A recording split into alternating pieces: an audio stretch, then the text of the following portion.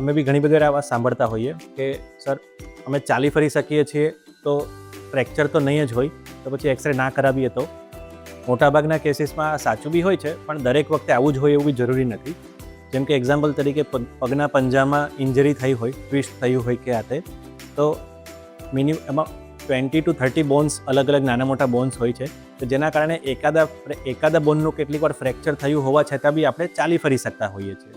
એટલે એવું જરૂરી નથી કે આપણે ચાલી ફરી શકતા હોઈએ એટલે આપણને ફ્રેક્ચર ના જ હોય.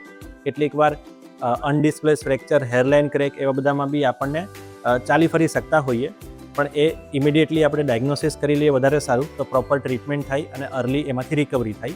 ઘણીવાર એવું બનતું હોય કે સ્ટાર્ટિંગમાં ફ્રેક્ચર હેરલાઇન હોય, પણ આપણે ચાલતા ફરતા રહીએ તો એ ડિસ્પ્લેસ થવાના ચાન્સીસ રહે, અથવા તો ફ્રેક્ચરની જે યુનિયનનો પીરિયડ છે એ પણ વધી જાય.